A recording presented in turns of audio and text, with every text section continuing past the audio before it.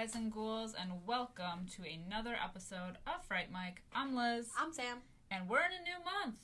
New month, new theme. Yeah, and if you follow us on social media, you'll have seen we did this theme technically last year. I think so, yeah. But because we love it so much, we decided to do a part 2. So all month long, we're going to be doing found footage movies. Part 2! Part 2!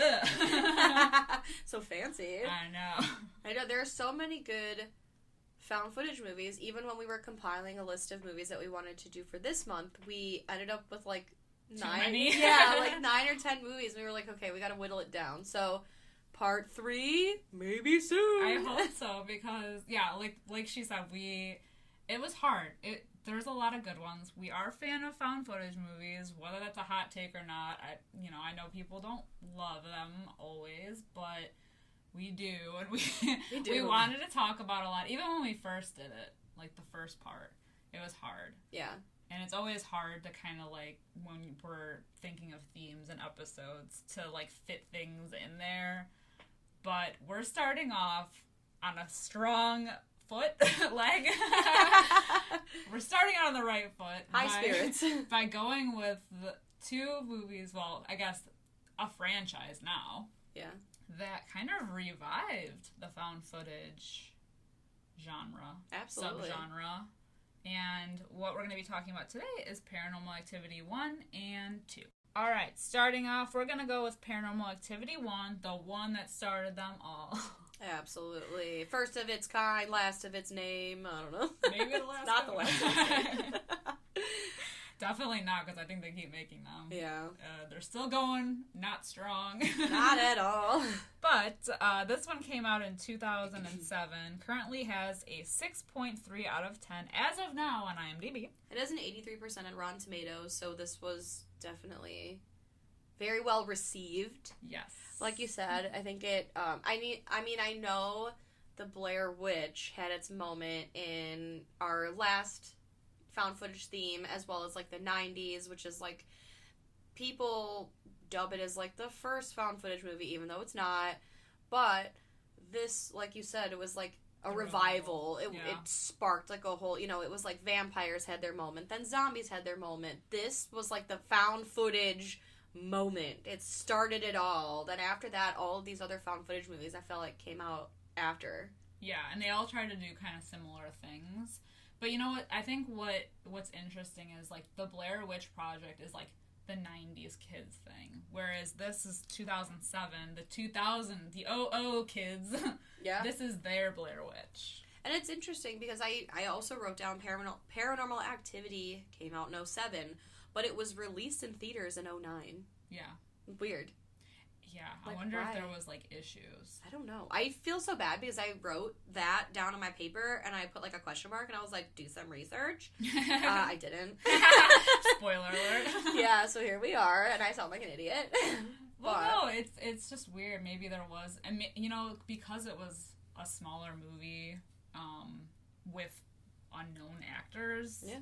Maybe the studios were hesitant to pick it up because, honestly, and I think a lot of people who are familiar, especially in the horror realm, know that this is I think it's the second most profitable movie ever made from what it came from, because it cost only $15,000 to make, and it was acquired by the studios for $350,000. And its gross was $193 million. That's wild. Going from 15,000. Yeah. So I think I want to say what I had when I was doing research, that it was Blair Witch was number 1 still. It still held the spot. Really? And this was second. Interesting. Yeah. But now, it would be interesting to say, like, okay, well, as the Paranormal franchise went on, obviously they probably had bigger budgets. Mm-hmm, yeah. But, like, is that, if we factored in that gross, is it going to be, like, comparable to Blair Witch? I guess not, because then they did have bigger budgets, so. Yeah. Well, and also, I think, like, kind of like with anything, if you do it once, great. It's very rarely that you can, like, keep repeating that pattern, like, for so long. Like, the second one, this is a part 1 versus part 2, so we'll get into that. But as time goes on, it just, like, gets kind of more and more, like, cheesy and comical. And then you're just in it for, like, what's in the background? And right. Something, you know, and then it's more of, like, a joke. It loses it a bit. Yeah, loses its potency. Yeah, and that's the problem with franchises in general. We have a whole Patreon episode talking about, like, sequels and franchises and, like, what they do right and what they do wrong. And I think what happens a lot of the time with franchises that are successful is, like, studios see that success and they just keep going and going. And unfortunately, things like this lose their, you know, their thing after a while. So it's just about the jump scares and the, you know, what else we can do. But I just feel like these kind of got off the rails. Yeah. You know, it's like, you know, at one point, I think the fourth one is just, like, the neighbors next door. Yeah, exactly. It's not even, like, it's like the family is in it to some extent, but it's, like, what they're witnessing from next door. Right. It becomes such, like, it goes from, like, such an insular, like, isolated incident kind of thing to, like, a really, I thought a really good tie-in in the second one of, like, the tie-in to 1 and 2, and you're like, oh, yeah, that makes sense. I could see that being the thing. And then after that, it's like, I don't care. Exactly. It's tired. Well, what was interesting with them making the sequels, too, is that, so we have the first one, which we're going to get into in a minute, but then, like, the second one is almost like a prequel in a way. A little bit, yeah. But then, like, part of the first movie ties into it. And then the third one is, like, them as little kids, so it's truly a prequel. Right. So they don't have a sequel, really, until, like, official sequel until the fourth one. Which is interesting. I mean, I know I've seen the third one. I don't remember a lot of it, but it's just interesting that, like, they talk so much about, like, oh, that stuff that happened to us as children, and, like, after a while, it just, like, kind of left us, you know, and, like, you know, because they even say in the second one, you know, the more attention you pay to it, the more it, like, feeds off your fear and, like, you know, whatever. But they obviously lived and grew into adults, so it's like, well, I'm not really that scared then. Yeah. You know, it's early, like, how can I be scared? Then it is just for, like, the jump scare factors, because I know that the protagonists are going to go on to, like, grow up and then be the feature in the first two. Right. So, I don't know, there's just, like, less risk then. Although the ending of the third one is, like, so bizarre. I don't remember the ending. It's, well, like, they're little kids and their parents get killed, but remember they go outside and there's, like, a whole witch coven. Oh, like, is in that the front that yard. One? Yeah. I always thought that was a different movie. Yeah, from what I remember. And the reason that they don't really remember a lot is because I think they had, like, their, like, Men in Black mind swipe. That makes sense. Yeah, I always thought that I think that's the problem, too, is you see so many found footage movies that they all, like, blend together after a certain, like, because in my mind, I always thought that was that, oh my god, The Last Exorcism, or The Last Exorcism Part 2, I don't know. I always associated that scene with, like, a totally different movie. Yeah, I'm pretty sure that's what happens. Like, I'm sure you're right. They, I think I don't know if it was their grandma, some relative. Makes sense. It's always the... And, like, they just take them away, and, like, they never... That was the fire. Oh, they kept referring to. Okay, yeah. And I think that's what it... No, because, well... Okay. I don't know if that's what it was, though, because in the first movie, they were like, oh, well, we lost everything, but they didn't say anything about their parents dying, when in the third one, their parents definitely did die. So, I don't know. Weird. I'll have to rewatch it. Yeah. Well, anyway, this isn't about part 3. This is about part 1 Moving on to part 1. All right. Part 1. The one that started it all. We've got Katie and Mika. Who is the worst. My first note is, Mika buys a camera, and he looks like Neve from Catfish. I couldn't get it out of my mind. I just expected, like, Max to come out of the fucking woodwork and be like, all right, so let's try and reverse search these images. Yeah, I don't even remember the whole reason why he like, gets this camera and just plays around with it. I think they had made mention, like, oh, well, you had said that, you know, you were experiencing things, so I thought we would just, like, film it and see what happens. See what's going down. Yeah, which I guess ties into the second one being that they got the cameras and they were successful catching all the evidence on there, so then that makes sense that, like, Mika would then buy a camera. I think he got, like, jealous of them because he wanted to see it. Yeah. But it's interesting that, like, all this stuff happened to them as children, but then when they grow up, like, did anything happen in between then? Right. Because they were, I remember correctly in the throw when they were fairly young still. They say it in this movie that, I wrote it down, and I don't remember now. Oh yes. Christy was 5 and Katie was 8. Yeah, so they were fairly young. Did nothing happen in between then? Well, I guess maybe nothing did because we find out later on, which we'll get into in the second one, it has to do with Hunter. Right. The nephew of Katie. They're looking for a male heir. So nothing, I guess, happened until then. Right. Which, okay. Kind of reminds me of Hereditary in a way. A little bit, yeah. Definitely some very Hereditary vibes. These family issues. I know. I wonder if that's inspired. No, definitely not. I don't know. Definitely not. 2 completely different movies. Right, but absolutely not. Kind of similar. I don't know. But yeah, so Mika is not the greatest. He blows. He's like not very supportive. No. They're like a weird couple though. I don't know what their deal is. They live in this like townhouse and yeah.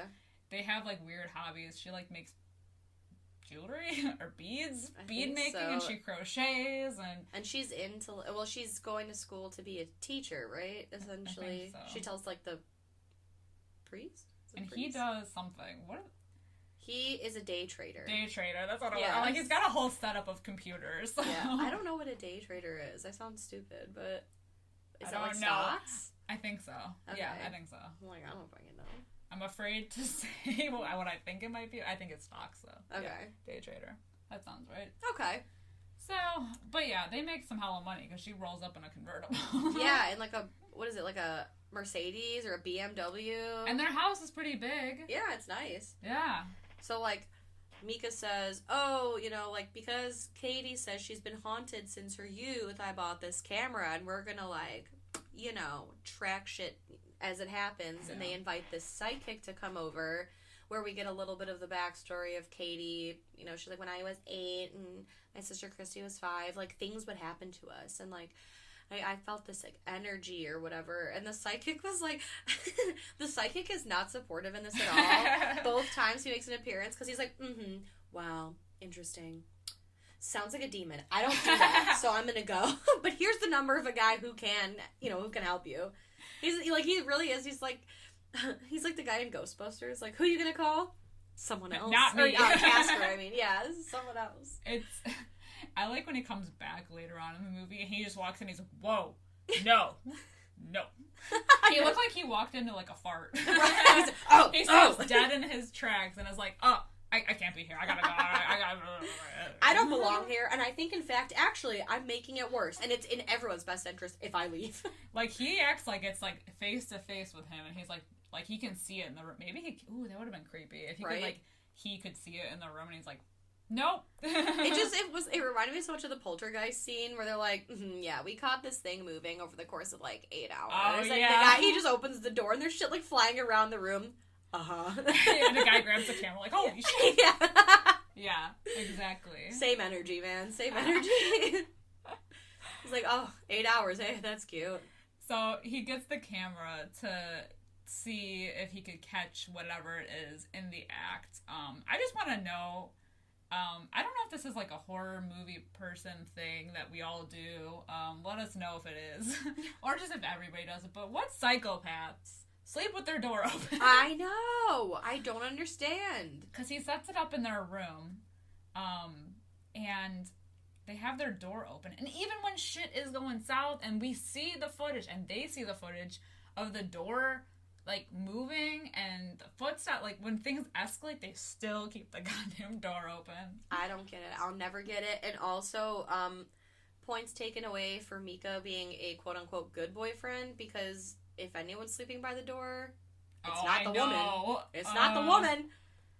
It ain't me. Yeah. I actually thought about that, too. I was like, wow. Even when the footsteps and, like, the sheets were rustling and they knew that they still slept there, why didn't they sleep downstairs? Right. Well, then it's scary, too, because, like, with the psychic, he basically tells them, he's like, it's not the house that's haunted, it's your son. No, it's like, he basically is like, well, Katie, it seems like you're the one that's, like, haunted. It's following you. It's attached itself to you, so you can't run because it'll just follow you wherever you go. But I would have made that bitch sleep on the couch. Right. Well, that's it. If I'm Mika, well, sorry, when things like start to escalate, especially, I'm like, well, I think it's probably best if we break up. Right. Sorry. He does give her shit throughout the movie about how it's like this is her responsibility, because she says like, oh, this isn't something that I would have like discussed on our first date, about how like, you know, oh, yeah, by the way, I like long walks on the beach, and you know, right, and I also watching the sunset, and also there's a demon haunting me. Right. And it's interesting too, because it seems like up until this point, this has been like a non-issue. Like, why would it even be brought up? Right. Yeah. You know? Well, that's what makes me wonder. I mean, they address it in the second one, but if you haven't seen the second one, you'll be like, why all of a sudden did this thing come about out of nowhere? Right, like why? It's not even like they were talking about it and then it started happening because she was thinking about it. It just kind of, we came into it with it already being an occurrence. Exactly. And I know they do set it up in the second one that it's looking for a male heir, but I feel like just to like maybe make an explanation, it's like they weren't even married, her and Mika, which I guess doesn't mean anything, but like I guess it would have made more sense if like it showed them trying to get pregnant and you know, like whatever, and then it's like, oh well, then this thing's coming about because there's activity in the womb and maybe it's a boy, you know. It's like, yeah, maybe, you know, but they never even bring it up, not once. No. So because we're not even sure why, right, it's just until we get more of that backstory. Right, it's just out of nowhere. Yeah. And it's like, this movie is a lot of like, you know, this movie is very singular. It's one camera. Whereas when we move forward in the franchise, we get security cameras on top of the handheld cameras, on top of the fucking Xbox Kinect camera that we put, you know, and then like computer camera. So like this one is just one camera. And it's a lot of like very subtle things. Like the first thing I think is like the door.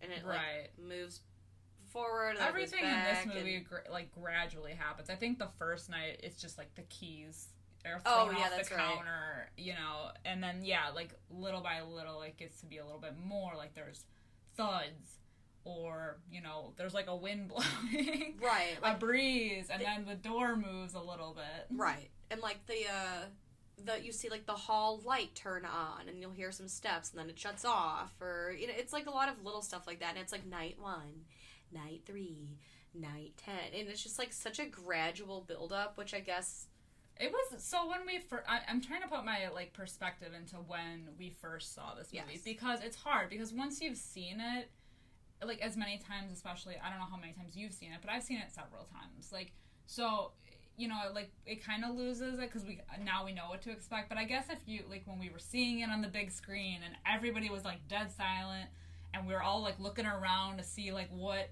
you know, like, what's going to happen next because we don't know. It's right. There is that, like, terrifying aspect. Like, oh, God, it's suspense. Well, and that's a note that I wrote down here. It says, my note basically says, like, this movie is really only truly effective in a theater setting. Like, in a completely dark, completely quiet room with surround sound, because when I watched it to take notes on this, I saw it in the theater and was terrified. I saw it with one of my good friends, and we were so scared that I ended up spending the night at her house because we didn't want to be alone.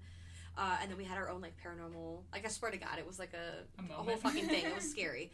But I bought it on New Year's Eve, and I thought, like, oh, how fun. Like, when it came out, I said, well, that'll be fun to, like, watch on New Year's Eve. We'll get a good scare. And watching it at home, I watched it with a different person, someone who had never seen it, and they were like, oh, I thought you said this was scary. And I'm like, well, it was. Yeah. It's not anymore. Not anymore. And watching it again to, like, take notes on this, it's been probably a decade since I've seen it. So I'm like, oh, well, maybe it'll be fun, because I forgot, for the most part, like, what happens.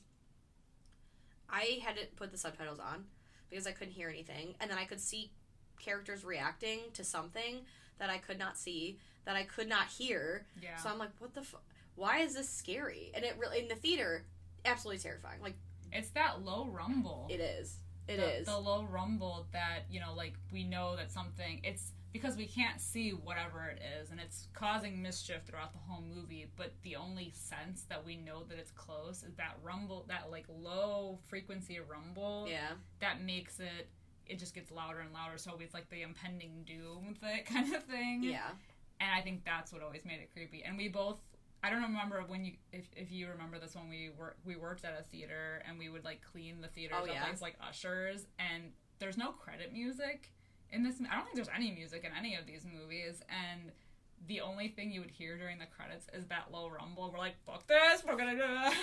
And that's the scary part is, so this movie has no opening credits, no end credits. Like, the movie, even, like, the title menu on the DVD is just play movie or alternate ending. Yeah. And then when you hit play, it just immediately, like, goes into, like, Mika putting the camera up and Katie pulling up. And then, yeah, the credits, the movie ends, and then it just says, like, Katie's whereabouts are unknown, and then it's just fade to black. Black for just minutes. It just... Yeah, and it was terrifying. Awful. It was terrifying. So awful. They have to do this shit to, like, fuck with theater people. I swear they do. Well, it worked, because I was like, I've never cleaned so fast in my life. What was the other movie that had really creepy credits? It was something very similar. Oh, 30 Days of Night.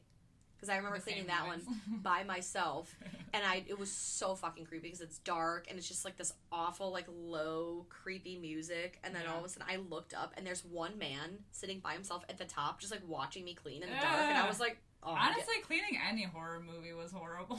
Not a good experience, man. Because they always make the credit music, like, terrifying, like, especially when it's, like, the shrieky, like, insidious violins, and it's like... I hate that. I'm like, oh god, fuck. Oh my god. Luke and I were just watching something the other day, and it had those, like, shrieky violin noises. I hate that. Like, I think that's more terrifying than the silence. I agree. I don't know, but the low rumbling was effective at the time. I agree, though. This movie is definitely better. All of these movies were definitely better seen in a theater, similar to, like, A Quiet Place. You know? Yeah.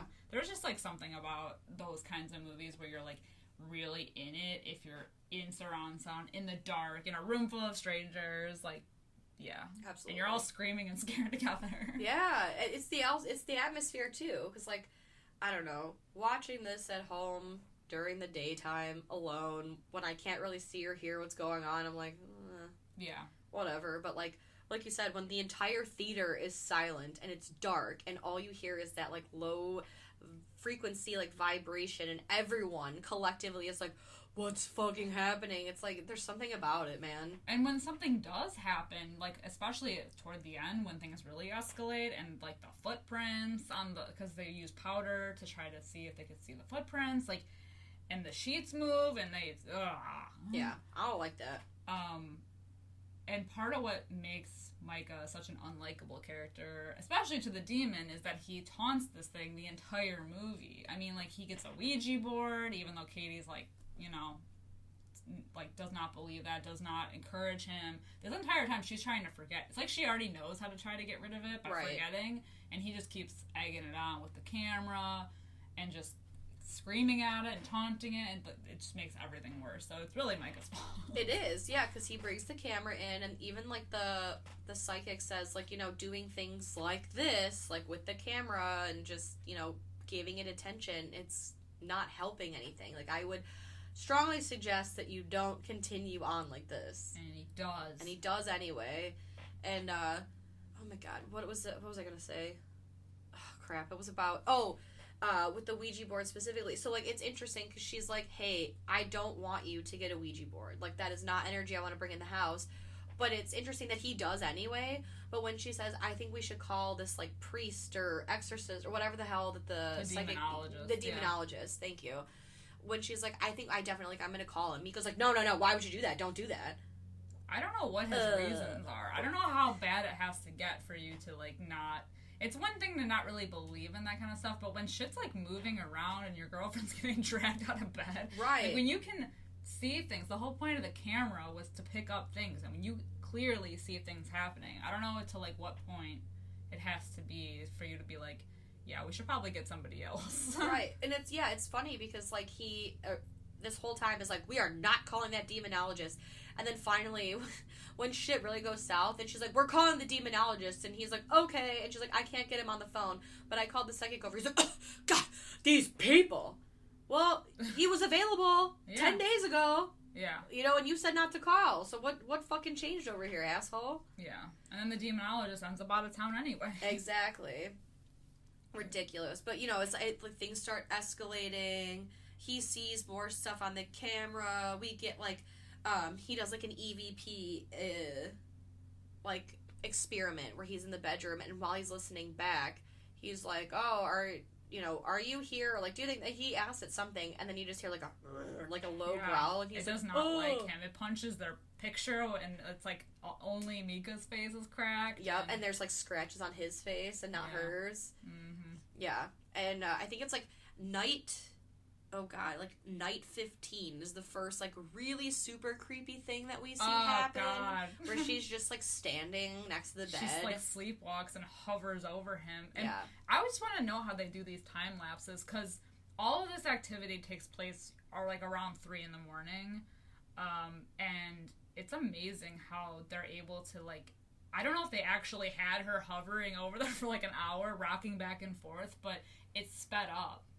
Like, went from when the time they go to bed, like, around midnight or whatever, to 3 in the morning is when it stops. And then we see her get up, go to the other side of the bed, just, like, staring at him all creepy. And then just, like, it speeds up, like, an hour or 2. Right. And I just want to know how they did that. Well, that's how I thought in the second one, too. Because in the second one, it's a little more complicated. Because you see these, like, quick time lapses. And it's a child and a dog. Yeah. So it's, like, even if they told Katie, like, hey, we're just going to film you standing here for, like, 20 minutes, you can't get a 1-year-old and a dog, to follow up, and especially because it shows them, like, sleep, like, moving in their sleep, and, like, kind of, like, it's so natural, like, their, like, movement and stuff, like, how y'all doing that? I wonder if they actually had them sleep. That's what I was like, do you think they, like, filmed them It was overnight? the director's house. That's true. That's all they could afford, so maybe he was like, sleep over, and we'll film you sleeping for, like, because this was only shot in 10 days. Yeah. Even though it takes place over the course of, like, 3 weeks or something. Oh. Like, So, I was reading, like, fun trivia facts on IMDb, and I swear to God, it's, like, some troll, because I think it's, like, the first fact to pop up. It says, this was shot in 10 days, or over 10 days. And then the further you scroll down, like, you get to, like, the trivia facts, and then, like, the goofs, and, like, whatever, and one of the goofs says, like, oh, this is supposed to be, like, within a certain amount of days, but Katie's weight increases and decreases dramatically throughout the film. Like, in one scene, she's fat, and the next scene, she's thin. What? Excuse me, sir. This was shot in 10 days. Like, 10 days, Yeah, it must be a troll. Right, so I was like, wow, what a fucker. Like, that's so rude, because I'm sorry, there are days where you're not bloated and fat and, like, feel disgusting. Okay, but also, sure. who's paying attention? Well, that's because I read, like, the trivia facts, like, while, like, the beginning of the movie was playing, because nothing happens. Yeah. And so I'm just kind of, like, scrolling through on my phone, and it says, like, oh, her hair length changes through the movie, and her weight changes. No, not at all, because I watched it. I'm like, not once watching this movie did I think, like, wow, her hair looks significantly shorter. I mean, like, maybe if she's got layers and you throw it over, like, you're just seeing the shorter layers fall over. But I never once thought, like, wow, she's fat. Like, at all, ever, watching this I was movie. more so looking around the room to see what was going to move next. Right. I didn't know what was going on. Exactly. I was like, wow, whoever wrote that, go fuck yourself. Yeah, really. How about that? If you're listening, okay. Right, yeah. If you're listening to this, how about you go fuck yourself? Yeah, that is really rude. I know. And it has nothing to do with... Who is a man that comments on a going. woman's body? Right, it has nothing to do with anything. Yeah. Enough about that. Yeah, so, like, things, like, start going, so Mika wakes up after she's, like, standing by the bedside, but she's left the room, and she's sitting outside in shorts and a tank top, and it's, like, from what we can tell, it's freezing outside, and she's like, oh, I don't want to go inside, I'm fine here, and he's like, alright, well, I'm gonna fucking come out here then, I'm gonna get you, like, a blanket at least, and he comes in, and you hear, like, banging upstairs, and he goes upstairs, and the TV's, like, all staticky, which I hate because of the ring. And then he turns around, and she's right there. Ugh. But she's, like, woken up now, so she's like, what the hell are you doing? She's like, get that fucking light out of my face. Why is the TV on? Oh, God, go to bed. Like, crawls into bed like he's the one that like, interrupted her. And she just, like, naturally just kind of, like, snuggles back up and is like, okay, like, nothing happened. And Right. she has, like, no recollection of anything that happened. No. Because he's, like, showing her that he's like, what the hell were you doing? And she's like, oh, I don't know. And then he's like, yeah, and then you were saying some shit. And she's like, I talked to you? Yeah. So it's getting, like, weirder and weirder. And it's, like, now to the point where it's not just moving doors. It's, like, moving her. Yeah. Well, so the Ouija board he ends up getting anyway, that starts on fire, I think, like, the next day when they're out. And it scratches the board up, and he's, like, trying to decode everything because apparently his job is not time-consuming enough. Yeah, literally. He's got a lot of time in his day to figure out all this shit. A lot of time to kill, man. But, yeah, it escalates from here on out, I feel like, because I think the next night or the next, like, time that they film at night, or we see it, is the powder thing. Where he's like, I'm going to do the powder trick and see if I can see footprints. And, of course, we do see it. It's crazy. And the creepiest part was, so, like, so we see the footprints and, like, the powder, and then they wake up because they hear something, and then when they turn the lights on to see the footprints, Mika says, it looks like it came in, but it hasn't left yet. Oh, I know, that's the worst part. I thought that too. Even when they had the lights on, I was like, those footprints are facing their bed, and also there's no, like, indication that there's any other footprints back out. So it was in the room the whole time. Like, get out! And they were somehow comfortable with that. I would have been, like, booking my ass out of that house. Right. Well, and that's, like, the anxiety, like, the part for me that gives me the most anxiety is, like, you know, it's always natural to be like, we're getting the fuck out of here. Like, if I were Katie, I'd be like, I'm not staying in here. But then the psychic's like, well, it's attached to you specifically. So if I were Mika, that's when I would have been like, bye, deuces, I'm going to the fucking, you know, Super 8 down the road. I'll go to any of the 3 guest bedrooms that you have in your house. Yeah. Like, it's crazy. It's wild. But that's what this movie is so good at, is that we don't see anything, and there's virtually nothing there, but they do such a good job about making you believe that something is right there. Like, we feel a presence that is not there. Right. Just like they do. It's creepy. And, like, so from this scene, it's like he's tracking, like where did it come from? Like, where did these footprints originate? Because he, like, put it all down the hallway. And Katie's like, oh my god! And, like, look at the ceiling, and their, like, attic door is, like, moved, so someone's been up there. And she's like, did you do that? And he's like, no. So he takes the camera up there, and he sees something. And this is, like, my grudge fear. Exactly. So you're, like, looking around, and it's, like, you're just waiting for something to fucking come out and attack you. And I, like, it's such a, like, human thing. Like, their reactions are so genuine because, you know, Mika goes up there, and Katie's down there where the thing is, and she's like, Mika, I don't want to be down here alone. You know, he's like, I'll be right back. But it's like, yeah, had that been me, I would have been like, I'll go up there. Why don't you fucking stay down here? I'll go up there. I would have been out of the house. Yeah, right. So he finds a picture that's all, like, burnt up, and it's of Katie as a child, and she's like, wait, how, like, that can't exist. Like, that, I haven't seen this picture in, like, 20 years. Like, there's no way, because that should have been lost to the house fire all those years ago. This picture shouldn't exist. Mm-hmm. And she said, where did you find it? He said it was in the attic above where we sleep. Ooh. So is that demon, are we made to believe that demon is just kind of, like, chilling up there during the day? Right. Well, I think right squatting? around both movies, it's like this demon just says, like, it picks a spot and that's its chill spot until it's time to go to work. The day. Right. But this one, I think that right after this is, like, the first, like, daytime incident. Yeah. So the next day, like, they hear the glass break, which is the photo, and they rush upstairs. They're like, what the hell was that? And it was the picture. And she's like, oh my god, Mika, it's our picture. And he says, why is only my face scratched? And this is how could he not daytime attack. Like, how could he not know why? Like, come on. He's been, like, fucking with this thing the entire time. Exactly. So now it's like, ooh, now it's not even like the daylight is safe. Now it's getting stronger where it will attack you during any hour of the day. And then the psychic comes later that day. Oh, yeah. That's when he's like, whoa, I'm out of here. He yeets on out of there so fast. He does the Grandpa Simpson. He does. Right out there. He's like, nope, gotta go.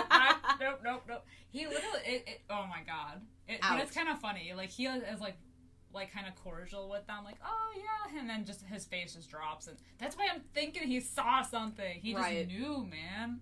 He like takes one whiff. It's like he smells a dookie. Like, oh, no, I gotta get out of here. It kind of reminds me of like Amityville Horror when the priest walks in and he can hear the demons saying, "Get out!" Yeah. And he's like, "Oh fuck, Jesus Christ." Yeah, it's intense. So the psychic is no help, and he's like, "Bye, you're on your own."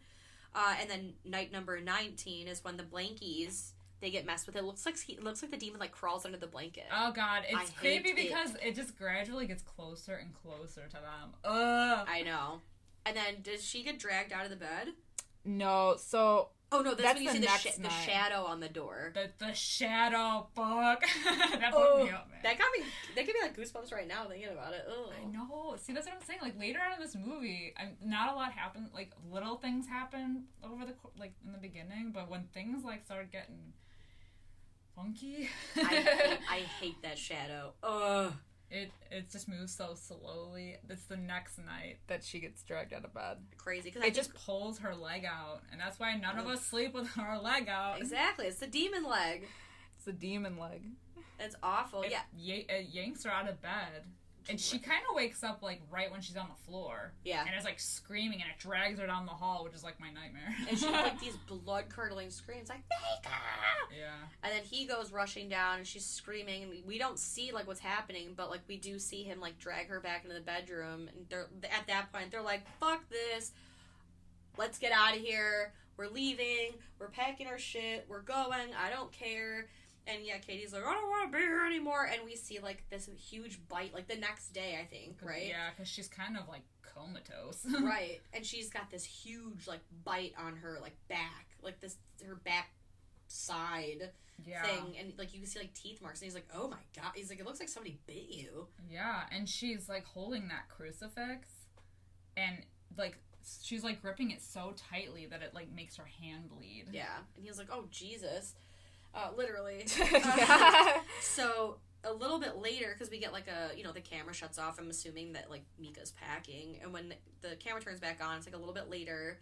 Katie's like up in their bedroom, and he's like, "All right, Katie's like all of our stuff. Like we're gonna go now. Like let's go." And she's in the bed, and she's like almost like she's sleeping. Like she's laying down. She's got the blankets on, and she's like, "No, I don't want to go. Like I don't want to go now." And she's just like speaking very quietly, almost like a little kid. She's like, "No, I don't want to go. Like." She's really adamant about it though. She's like, no, we have to stay. We're staying.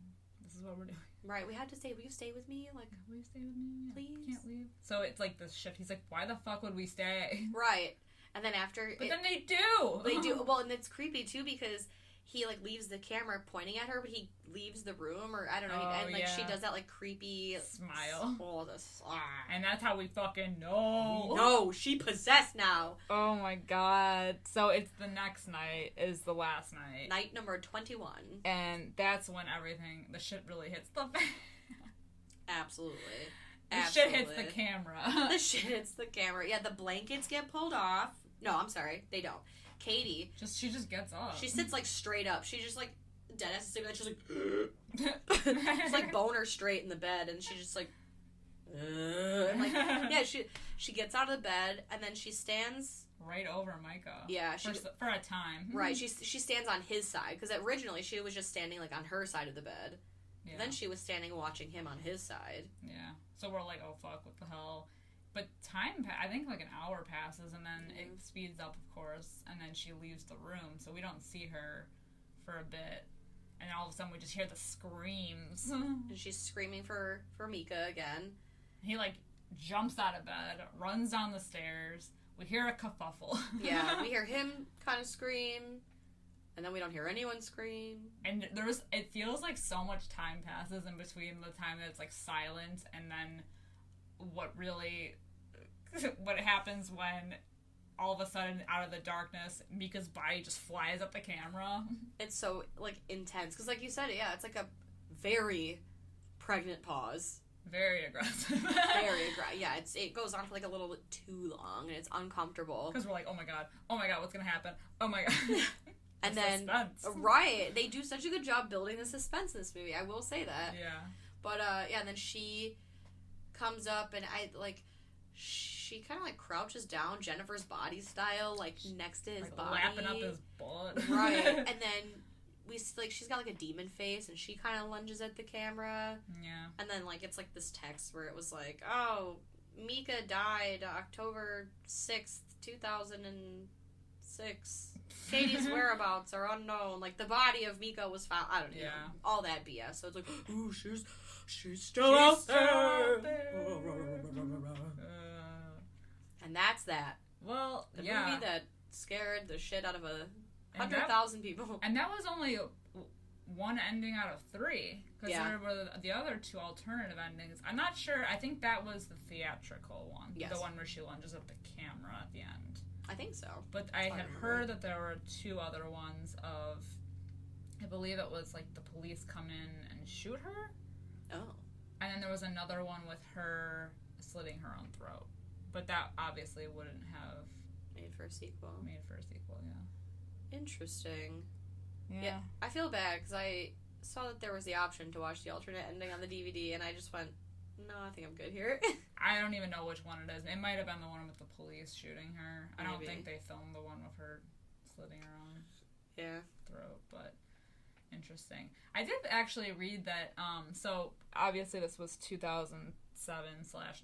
Yeah, somewhere in there. So it got a DVD release, but it did get released on VHS in the Netherlands, which I think is actually kind of cool because it's like having The Ring on VHS. Exactly. It adds something because when this movie came out, it was so unknown actors and you didn't really nothing was familiar, so it could pass off as a found footage movie. Exactly. I feel like it's real. I feel like in a way we should have done this with Blair Witch. Because they used unknown actors and it was all whatever. In the second one, which we're about to talk about, they were kind of fairly unknown. There's a couple people in there that are in stuff now, but at the time it wasn't. That is very true. So yeah, interesting. Yeah. All right.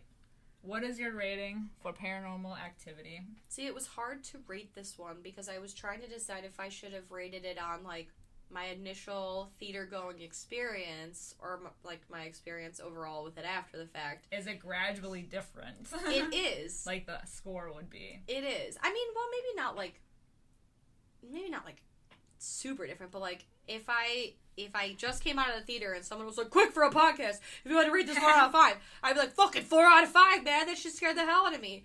Now, I went 3 out of 5. Okay. It's still a good scare. It's a good time. I like what they did with it, with the budget they were given. A lot of the a lot of the, effects and stuff were done in camera, so I really like that. But it loses its rewatchability.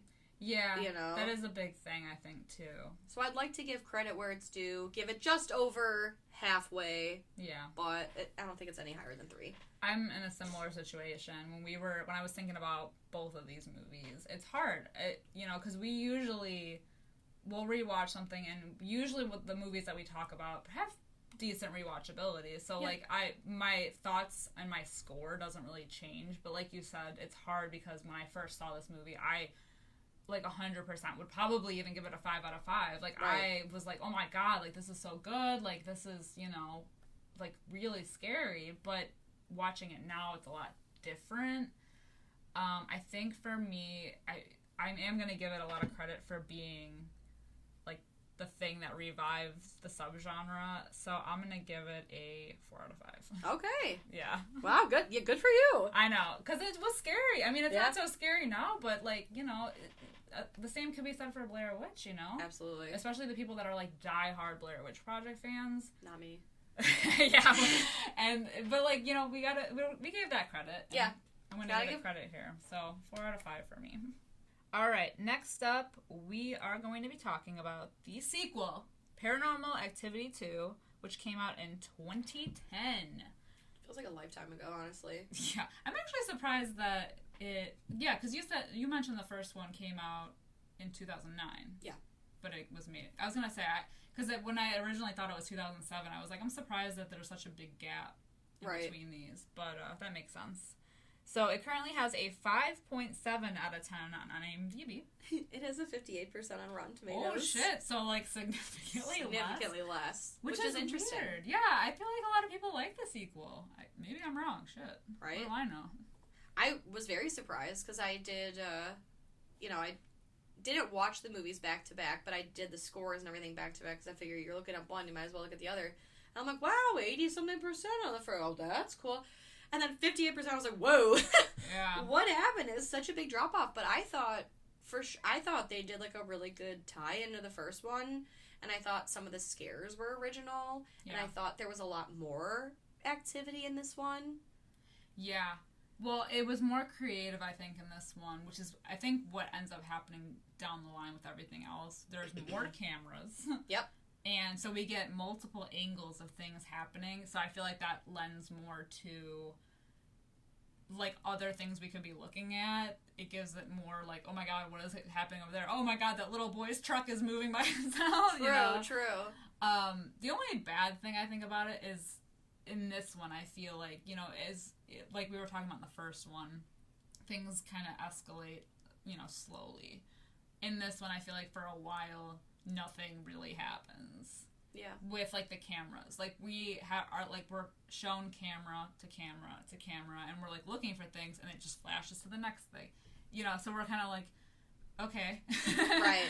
Sick. And I don't know if it's, like, just they're trying to hype up your anticipation, because when things do happen, it's, like, a lot, Yeah. But in the beginning, it's a little slow. That's the only, like, downside to all the cameras. And I also think, like, with this one, so I think, I'll save my thoughts for the end, I guess.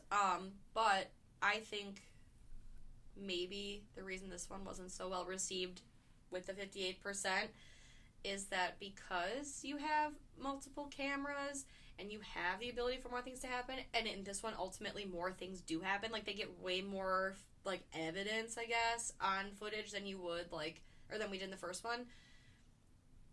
Maybe it's a little less believable. Maybe. Like, there's so much activity that, like, at what point, if that were me, I'd be like, take this shit to a priest. Like, why isn't this on the news? Like, there's, like, a poltergeist. Yeah, and that's the problem, I think, with some of these characters. Like, with the first one, we were talking about Mika and how it's, like, how bad does this have to get for you to, like, get somebody involved? He's the... And then this one, the dad's, like, the naysayer of everything. It's like, oh, it's the wind blowing everything around. It's like, no. It's always the men naysaying. It is. And they're always the ones that die. I know, they're the ones with the death wish, I'm telling you. But, Yeah, I think this one starts off basically like we see a baby. The baby being Hunter. born. The baby is taken home for the first time, so it's like we get, like, the basic ass, like, what a perfect excuse for, like, exposition. Like, oh, here's, what's her face? Oh my god, I feel so rude. Christy. No, not Christy. Oh, Katie. No, the housekeeper. Oh. What's her name? Oh, Martina. Yes. Okay, so, like, here's Martine. She's gonna take very good care of you. Or Martina, whatever her name. I feel so rude. But, like, I remember, like, no one's fucking name in this movie. I kept calling Christy? Is that the mom? Yeah. I kept calling her Katie. Because so we followed Katie, and she mentioned that she had a younger sister named Christy in the first one. So this is now Christy's family. She's married to this dude. Yeah, this guy whose Dan. his name's Dan? Yeah. I didn't even write it down. I had to look it up, because I feel like she never calls him by his first name. Right. But, this guy's a walking boner. And he's a real wiener. He's the worst. Yeah. He looks significantly older than she does. I mean, I'm not judging, but I'm just whatever. And he has a daughter from a previous marriage. Yes. And so she lives with them, and then Christy and Dan had Hunter. Yes. And Allie's the daughter. Allie's the daughter, yeah. And so they had this child in the beginning of the movie, like we see he was like a newborn, and that's when we see the footage of Katie meeting him. Yes. Since she's the aunt. And then it kind of like skips forward to their break-in. Yeah. They had like a break-in in their house, and that's why he ended up getting all of these security footage cameras. So I guess it makes sense for them. Yeah, it makes sense. Like nothing per se spooky happened yet. He was doing it for security purposes. I would hate that though. Yeah, to be I mean, not that I'm doing anything around my house that I wouldn't want to be like filmed doing, but it's just kind of like, Well, it's like a weird thought to know that like all of your actions, even when you're alone, are being someone's recorded. watching you. Right? Like I don't know, because sometimes like I don't know, like you said, I'm not doing anything, but if I forget to bring a towel to the bathroom, running through my house naked, right, and then that's on the security footage. I don't want my dad seeing me running through whatever. But this was taken so. Paranormal Activity 1 takes place in October, like September to October, because October 6th is the end of the movie. So I think like mid-September is the setup for Paranormal Activity 1. This one is August. So, yeah, August. I think so. It happened, yeah. Yes. Because this is technically a prequel. Yes. And then, like, the events of the first one kind of align with this one at the end. Yes. So they do, like, when we see Mika and Katie not Katie for the first time, because we see her when Hunter is first born. But when Mika comes around, it shows Mika on camera, and it says 60 days before his death. Yeah, so things didn't even start happening at their house. And I think, at some point, kind of toward the end of the movie, we see Katie at their house again, like swimming, and that's when she mentions something, oh, I think there's something happening in our house. Exactly. She shows up a few times in this movie, but we're not really aware of what's going on. We just get their little exposition of, like, when Christy's, like, concerned and telling her about, like, oh, you know, all the things that happened to us as kids, like, it's happening again, and Katie's just like, just fucking ignore it, just ignore it. Right, leave it alone. Yeah, like, leave it alone. And that's all we get until that, like, last time we see Katie as Katie, I guess, when she's over, and then she says, I think there's some things happening at our house, which we'll get to that, because there's a reason for that. There's a reason for the season. Yeah, so, but yeah, like you mentioned, their nanny is the one who is, like, the one that figures it all out first. Yeah, and Martine, I mean, thank God she, like, makes out, yes, it is Martine. I wrote that down somewhere. Yeah, God bless Martine. She makes it out, thank God, because she's like... her getting fired was a blessing. Yeah, for her, absolutely. So, like, little things kind of, like, happening, and Christy tells Katie, just, like, in a private moment alone, because Hunter is 1 year old now, so the break-in happens 1 year after. They do make mention of, like, oh, I can't believe you're 1 year old already. And Christy tells Katie that, like, yeah, ever since the break-in, she just can't help but feel like there's something in the house still, which, if you've ever had your house broken into, and I have, it's a very real, like, it's an icky feeling to know that, like, somebody was in here and, like, meant to do. And someone was able to get in. Exactly. So you're never, like, truly safe, but they also, you know, it's this whole, well, there's also, like, ghost, and it's interesting because when they were, like, documenting for, you know, insurance purposes, like, all the stuff that their house, like, you know, like, their house was, like, trashed. And, except for Hunter's room. Yeah, Hunter's room was not touched, and anything, like, jewelry wasn't stolen, money wasn't stolen. It basically, the dad even says it felt more like vandalism than a robbery. The only thing that was taken was this necklace that Katie had made for Christy. Ooh. So, and I will be doing... So the demon is a jewelry thief. Exactly. And it's interesting, too, because really the demon isn't after Katie or Christy, it's after their child, but it's this whole weird thing with, like, the demon's relationship to Katie, which we'll get into, because I have thoughts. Well, yeah, because in the first one, we don't really know why. She briefly says, like, these things happened when we were younger, but we don't know why it's following Katie, like, why it's back. Right. Back with a vengeance, but we learn more with the girls? Now. Right. Right. So... yeah, like you said, like, very gradual things happen. The pool cleaner moves a lot. Yeah, the pool cleaner makes a heavy appearance in this. Heavy appearance. That's what I'm saying. In the beginning, this is, like, a lot of shots of their pool cleaner moving around on its own. And, like, the pool light gets, like, dark, like, flickery. Blacked out. Yeah. There's some random thuds here and there. It's similar to the first one, but it's just kind of like, we've already... you know, dance to this tune, so exactly. We're aware that not a lot is going to be happening, so it is what it is. But then, like, the nanny gets, like, spooked right away, and I think it's the thud that she hears that prompts her to grab the sage and start saging the house, which then gets her fired. Right, so, like, we see, like, Allie having this nice conversation with Martine, like, in the kitchen, and we see Allie capturing her doing, like, the sign of the cross, you know, and, kind of, like, talking to herself, and Allie's like, what were you doing when you were talking to yourself? And she's basically saying, like, there's bad spirits in here, and, like, we need to, like, be out with the bad and in with the good kind of thing. And, yeah, like you said, so basically, Allie will be gone, the parents will be gone, so Martine will be alone in the house with Hunter, and she hears that bang, where she's like, fuck this. Like, I mean, she's the smartest one in here. Because she's grabbing the sage. She's got the kid. She's got the sage. She's like, fuck, get the hell up out of here.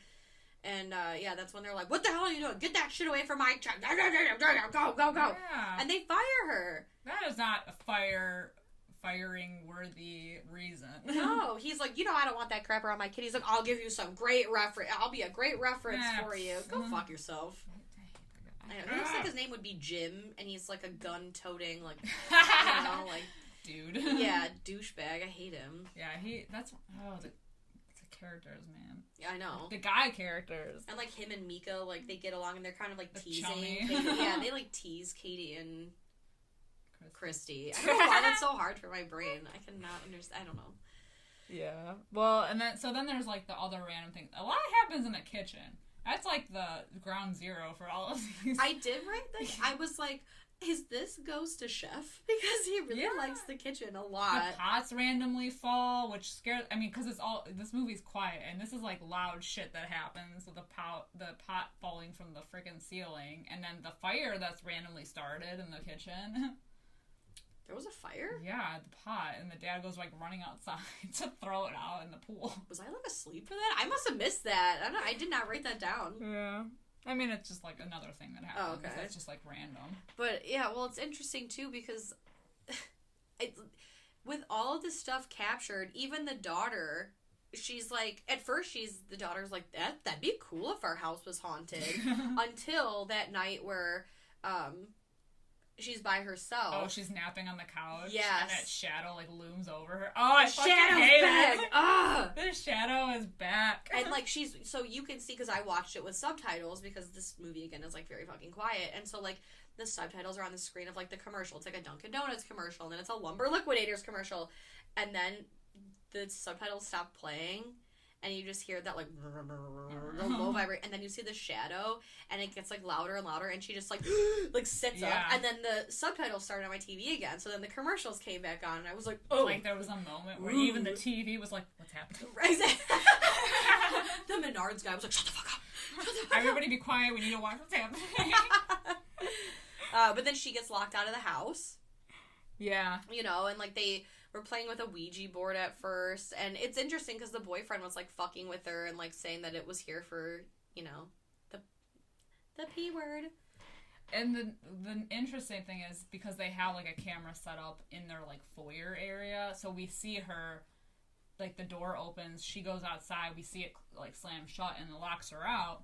And then it switches over to the baby's room, and little Hunter is, like, floating in the crib. Yeah. Yeah, so, like, when they're playing with the Ouija board, the boyfriend's, like, joking around and, like, spells, like, it wants pussy or whatever, and she's like, ew. But then it starts moving again, the planchette, and it starts spelling Hunter. It says Hunt, but, like, the girl still thinks it's the boyfriend. So she's like, oh, you want to go on a pussy hunt? But that, yeah, like you said, so then, like, the baby is, like, slowly getting dragged, and then it's, like, vertical. It's, like, on the side of the fucking crib. The kid's like, what the fuck? Right. And then it's just out of the crib, makes his way downstairs. He opens the basement door, right? That is creepy. I mean, I know a kid that young would not know what was going on, but, like, I'm scared for him. Right. He's just staring down in the basement. It's so great. Yeah, so, like, this thing, where in, like, the first one, its home was in the attic, now it's in the basement. Yeah, it's, like, in the basement, or it's, like, looking in the basement, and then he goes back up. Right, yeah, and then we just see him, like, making his way downtown, and we see him heading up the stairs, and very shortly after, the parents walk in, and Allie's still somewhere outside trying to get in, and she immediately goes upstairs because the baby's crying, and the baby's in the crib. Where there's no way. Did the demon put it back in the crib? Right. This Why don't they look at that footage? No one has looked at the footage. I wonder if he floated in. Because if he had floated in, which he would have had to. He probably had to, yeah. I mean, I know kids that after a while, they can climb out of their cribs, so it's not, like, completely whatever, but to get him back in. Right. Well, I guess they wouldn't have known that he was out, though. Exactly. So that's why they didn't think to look. Ooh. But even still, if I were Allie, I would have been like, dude, so, like, because she pulls up the footage. That's true. Allie's the only smart one. She doesn't look further on the footage, though. Right, she only says that. If she had seen it, she would have known. I know, but at least she does go to the footage, and she's like, Dad, explain this. But he's a riddle wiener. Me that, yeah. And he's like, oh, what I see is the wind, and you were a dumbass, and you got yourself locked out, so what's the big deal? And, of course, there's a dog in this movie, so we have to have worry for the dog as well. There's always worry for the dog. Always worry for the dog. Yeah, like, one of my favorite scenes, even before the dog, is, like, Christy, like, she's in the kitchen, so, like, she hears something, and she goes downstairs, and, like, the pot had, the pan had fallen, and she's like, what the fuck? And we can see when a light is on. Like, to the audience, it's very obvious when a light is on, so if there's no light on, from what I can tell, and she somehow picks up the pan perfectly and puts it back on the hook, and then just stares out the window, and then it's so quiet, and then the pan falls again, and she's like, fuck! And she runs upstairs, and I'm like, oh, God bless. Thank God, because, like, normally, I feel like in these, like, horror movies, they'd be like, oh my God, and they'd, like, stick around. Christy's Christy's like, oh, hell, absolutely not. But yeah, so like even it shows her like she's at home alone and it's quiet, and then like the pantry door's open. Oh my god, that is the jump scare of the cemetery. It's true, like holy shit. That was, we're not expecting that level of that magnitude of loudness. Yeah, it's so fucking loud. We just hear rumble. You can tell she hears something. She's kind of like sitting there figuring it out, and all of a sudden, boom! Fucking every cabinet door just bursts open. It's like, fuck, I think I shit myself. I was gonna say. Which, I think if I was holding popcorn, I wasn't after that. Because holy shit, was that, like, alarming. It reminds me of Mr. Bean when he goes to the movies by himself, and he's like, and, like, the popcorn is shaking everywhere, and he eventually throws the popcorn out so he puts the bucket over his head. Me. Oh my god. It's such a good setup anyway, because we're so used to, like, so this movie, the first movie, and for the most part, this movie up until this point, has been very good with conditioning us, like, there's a noise. It's so you focus things. on the noise. Yeah, and with this one, she's sitting at the kitchen island, and maybe because I've only seen this movie once before, so, like, maybe because I've seen it once and I remember it, or maybe because now I'm, like, so used to, like, oh, they're distracting. It's like the magician thing. Like, there's a noise over here, so you won't notice the noise coming this way, but there's a noise, a subtle noise behind Christy, and she turns around, and it's like, while we're focusing on, like, the background, we have no idea, so that's why it's even scarier when, like, everything in the foreground with the fucking cabinet just flies open, because you're looking in the background, listening for a quiet noise that you don't even, it's just so much louder then, and so much more unexpected when these things fly open. Right, and the loudest thing that happens in the first one is the door slamming shut, so we are not expecting this magnitude. It's insane, but it's wild. I don't blame her. She jumps, I mean, shit. Right, she runs, and then, it's like, isn't this when she gets, like, dragged? At that part? Yeah, because no, it's not. No, that's not till the end. Okay. Or close to the end. But so, like, the dog gets attacked, too. We see the dog is, the basement door flies open, right? And then the dog is looking, and then, like, almost, like, follows as if something came out of the basement. Right. And it's making its appearance. Well, also, there's that whole thing about Allie doing her research about how, and I'm a little unclear about how this thing, but she mentioned something like, oh, well, the whole, like, deal with the devil kind of thing, like, either Christy and Katie's mother or grandmother or I think great-grandmother, possibly made a deal with the devil to become wealthy and said that they would sacrifice the first, like, male child in their family in order to, like, keep this going, but in all of that time, there's only been girls born, so that's why this thing is, like, back with a vengeance to get Hunter specifically. Right, and they even say this is the first male born on Christie's side since the 1930s. Right, and that's, interesting. Right, and that's a long time. I mean, that's a long shot. Demons, they got time to wait, because I can't even wait 10 minutes. Which explains why this is happening now. It answers our question of the first one of, like, what, like, so that time between them being kids and adults, like, nothing happened, well, because nobody had any boy kids, but now that Christy has had a male child, this thing is, like, waking up from its coffin. Exactly. It's emerged from hell. Yeah, so now it's back. Right. And I think it's, like, that same night is when the dog gets injured. It's, like, fighting with it. Yes. Yeah, and it's like, we've seen the dog up to this point, like, looking at things and, like, kind of doing, like, the, like, the low growl. But this is, like, an attack. Like, this is, like, that high-pitched, like, get the fuck out. Yelping, and then you hear the dog, like, it gets, like, dragged out of the shot, and then you just hear, like, it sounds like it's injured. Right. And so everyone in the house heard it. Allie and her dad take the dog to, like, the emergency vet, I think. So then it's just Christy and Hunter alone. And she's... So, like the first one, there are times in this where we get, like, a time lapse. And she's sitting on the stairs for, like, an hour. I know. I thought that, too. While her like, kid was just, like, chilling upstairs. Yeah. I would have, like, gone to bed. I would have turned the TV on. And she's not even, like, on her phone. She's just... literally sitting there for, like, an hour. Then this is when she goes up because Hunter starts crying, and she goes up to the room and gets, like, dragged out of the room and into the basement. Yup. Oh, God. Well, it's crazy. She gets dragged out, and she's screaming, and then we see, like, down, like, the big, like, the grand stairs in the foyer, but then she gets away, kind of, and she runs back to go into the room, and she gets fucking dragged again before she can ever go back into the nursery. Down into the basement, you hear screaming, and then it's just quiet. The door slams, I think. And then, like, we see all of this time pass. Like, hours. And she's still in the fucking basement. Which is crazy, too, because it shows, like, how long also, like, Allie and the dad were gone, too, because she emerges before they ever get back, because they don't look for her. And when the door opens, Christy's in this weird, like, trance. Yeah, similar to how Katie was after she got bit in the first one, that, like, just zombie look, that derpy look. Exactly, and she really is, like, the whole time she's, like, catatonic, because over the next, like, day or two, the dad's like, there's something wrong with Christy. Anyway, I've got business, so watch the baby. And he's like, but Allie notices. She notices the bite mark on Christy. Which is such a creepy scene, too. Yeah. Oh, when she's standing outside, or standing in Hunter's room, staring out the window. Yeah, and she's, like, looking at I think she's sitting on, like, a rocker, because you can see, like, the bite on the thing, and you can't see Christy's face, but, like, Allie's got the camera, and she's like, what the fuck is that? And then she hears something behind her, turns the camera back, and then Christy's just fucking gone. Yeah. Like, gone completely from the room. Because then she's like, hey, buddy, like, because Hunter's, like, crying, and she's like, hey. And she's like, don't touch him. Yeah, oh, yeah, she comes in, like, the bathroom or something, yeah. Right? What the fuck? And, yeah, and then the dad just, like, leaves her. He's like, I'm sure it's fine. Everything's fine. And then Allie finds the scratch marks on the basement door, like, the inside of it. And she's like, I think that's blood, but I don't know. And those look like letters, but I can't really, I don't know. Yeah.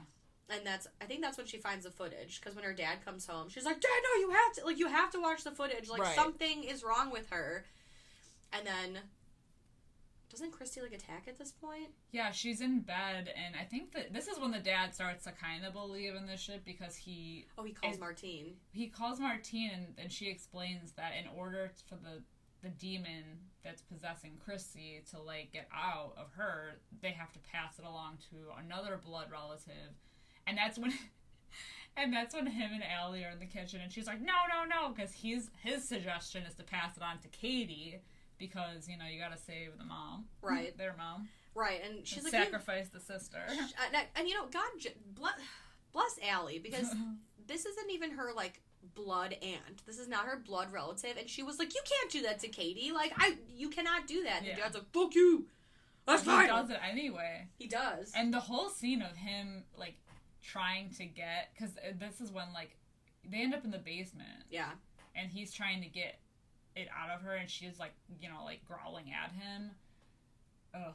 But he has the picture, the burn picture, too, right? So, it's interesting, because I totally forgot all about that. So, they're going through, like, Hunter's pictures, his quote-unquote baby pictures, but he's only a year old, so I was very confused. But, like, while they're going through his pictures from when he was, like, a newborn, she pulls out the picture from the first movie, and it's not even burned like it was in the first movie. It's completely pristine. And she was like, oh my God. She's like, wow, that's crazy. She's like, who's that? That's your Aunt Katie. But that was, like, taken so long ago. I'm surprised we didn't lose that in the fire. So it's, like, the same fucking conversation. But then she's like, oh, she's gonna love that. And then it never comes up again. At least I don't think so. Well, then the dad Unless burns I missed it. We see the dad burning the picture. Oh, I must have missed that again. But, like, I don't know how it correlates with, like, when they find it in their house. Like, I don't know what that's all about. Maybe it has something. Maybe they both have the picture. Maybe. I don't know.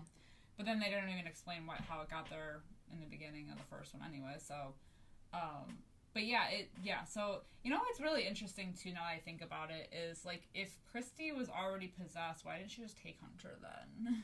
Right. Like, well, I guess she took Hunter into the basement, but, like, to do what? Like, yeah, what's the ultimate goal? Are they, like, gonna with Hunter kill him? Because if they are, why didn't she do that? And if she was gonna, like, take him, like, in the end, like, what happens? Exactly. Why didn't they just do that then? Right. Because I think, like, a whole, 2 days goes by? She sticks around, and then after the dad finally does the whole, like, procedure to get the demon out of Christy and into Katie, is when, you know, then Christy's kind of back to normal. But then that's when we see Katie again for the last time as Katie when she comes over, and that's when the movies start aligning because she says there's something going on at our house. And then I think they even show the beginning part. They do. When of she's her like pulling up. in. Yeah, like literally it was like that same day, her leaving their house to go, which is kind of cool. It is cool. Yeah, so like I think even the movie says like 3 weeks later is when she's talking to Katie. Christy's talking to Katie, and she was like, yeah, it's crazy. Like, how are things at your house? Because, yeah, things are, like, happening at my house to the point where, like, I even told Mika about it. And then we see he's got the camera. So it's, like, everything that happened then. Flash forward to, like, the day... It's, like, the day after Micah gets killed. Yeah, I think it's 3 days. 3 days after. Which is interesting, because I wrote it down. It says, October 9th, 2006, 3 days after... Mika's death. So it took her 3 days to walk over there? Yeah, what was she fucking doing? For 3 days. I mean... Where were you? I don't know how far they live from each other, but whatever. I guess. But no one stopped. Like, that's the thing, is, like, if she did, like, an It Follows thing and just, like, walked from their house to their... Would it take 3 days, really? Would it take 3 days? Probably and she's not. in bloody clothes and looks weird. And she's no barefoot. noticed. Right, no one thought, like, wow. I think this takes place in California. That might be just, like, a regular occurrence. Oh, she's an extra on a movie set, probably. Yeah, shit. Who knows? You know? Yeah. I don't know. Everyone's fucking weird. And they're in, like, suburban neighborhoods. Right. It's a lot of, like, white picket fences. Notice. Right. I don't know. Unless, maybe the demon, because the demon kind of is up at night, maybe she just, like, found a little hidey hole to sleep in. Maybe. Yeah, maybe she's doing that thing where she just, like, stands there in one place God. all day. Looks at the bum on the corner. Exactly. Just staring and hovering. Mm-hmm. But this is good, because this is when, like, the really, like, we get all of, like, the family members and I think Allie's gone. She, like, went on a school trip, so she's not in, but we get... like, the multiple angles again, and, like, the dad is in the living room watching TV, and this is another thing, like, the couch, not, like, in the middle of the room with, like, where somebody can, like, sneak up behind you. I hate that shit. I know. Like, I hate that. I need my couch against the wall.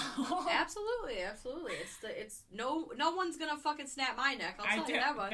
No demon will sneak up behind me without me seeing it first.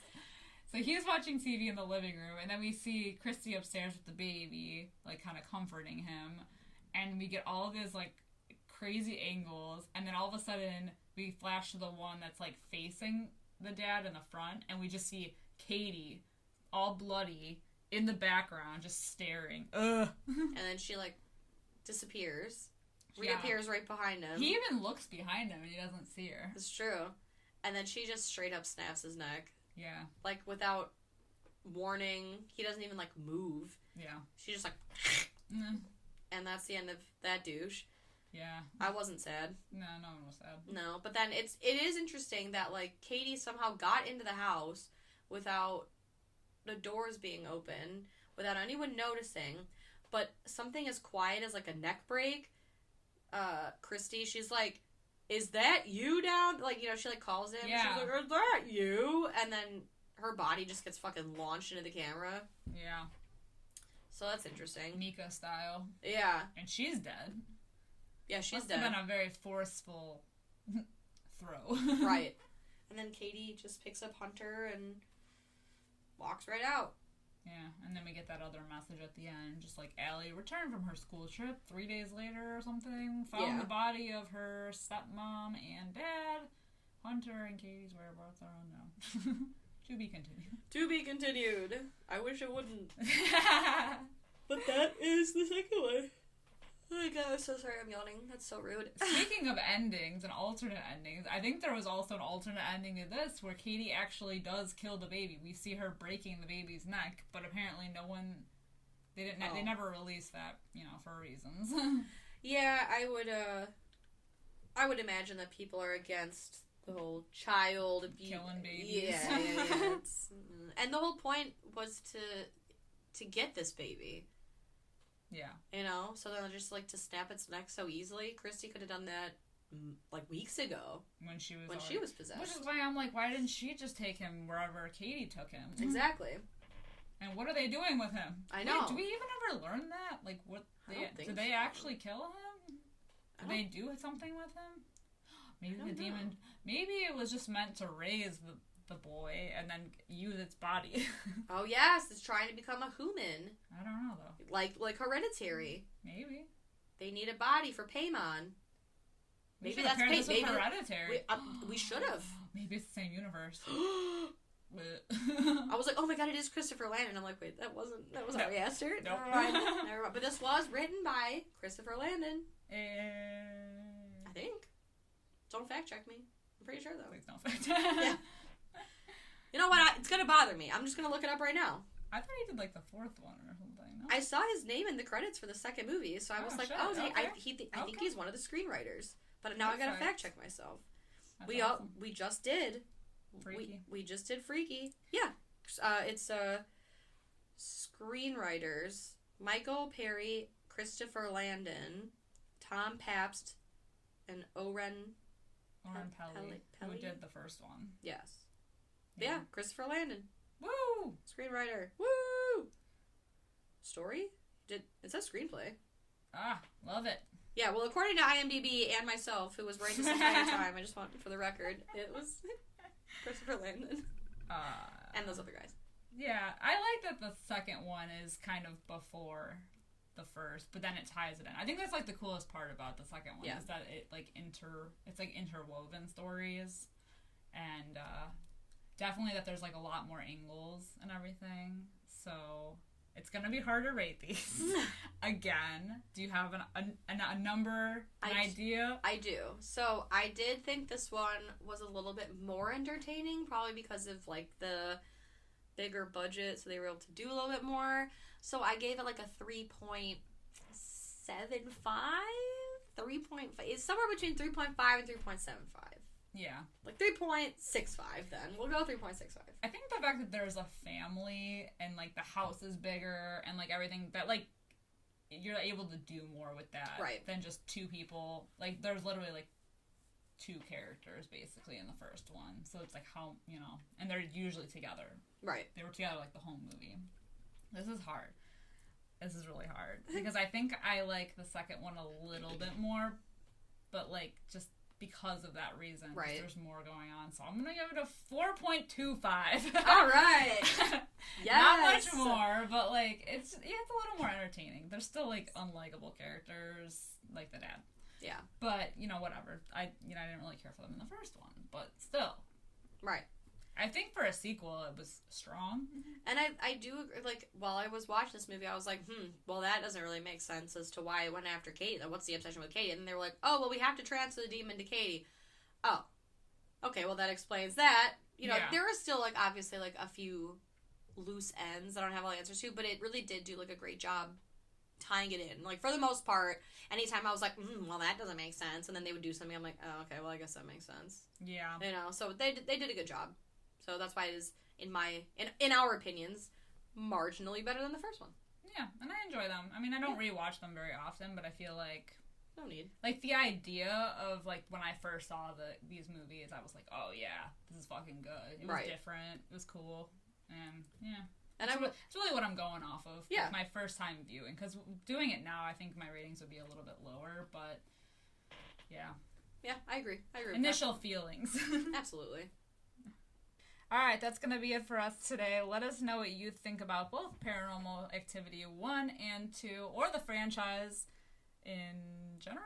As a whole. As a whole. Let us know which one's your favorite, what you think about them, your ratings. Let us know if... All that. Yeah. Let us know if there's a Paranormal Activity in the franchise that you would like us to cover on the podcast. Ooh. Like, you think it's worthy. Oh, I don't know. 'Cause I don't... Maybe 3. We'll see. I'm curious to know if anyone's a fan of anything after the first 2. I mean, I own the first 3. Fair enough. So I don't think the third is... Although, according to IMDb, when I was looking up the ratings, a lot of people don't like the third one. Yeah. But they had that cool effect with the, like, putting it on a oscillating... Oh, yeah. Like, almost like a fan. And the sheet trick. With the babysitter and like the sheet that looks like actually looks like a ghost behind her. I forgot about. You know what? You gotta revisit. By God, I think I'll watch the third one. But let us know. You can follow us on Instagram, Facebook, or Twitter at Fright Mike Podcast. We also have a Patreon if you're looking for some bonus episodes. We're reviewing new movies over there. We have some bonus episodes where we do talk about different topics in horror. We have an entire one covering franchises and sequels, and I'm pretty sure we do talk about Paranormal Activity and all of that. So if you want more of this kind of conversation, just head over there to patreon.com/FrightMikePodcast. And then if you're willing and able, but you are, to leave us a 5-star review wherever you're listening, that we would truly appreciate it to help grow our horde. Absolutely. Grow the Fright fam. Hell yeah. I love it. We need to get more people out there, more people to hang out with, join these discussions, give us more 5-star reviews. Hell yeah. And so, like I said in the beginning, we're going to be covering found footage movies all month long. Take your guesses as to what else is coming. Of course, we had to start with these because they were like, they're the classics that didn't make it into the first round. Right. We do, and we have a whole other month from last year, if you missed those, of other found footage movies where we do cover the Blair Witch, because I know we've talked about that one a bit. So until next time, I'm Liz. I'm Sam. Rest in peace.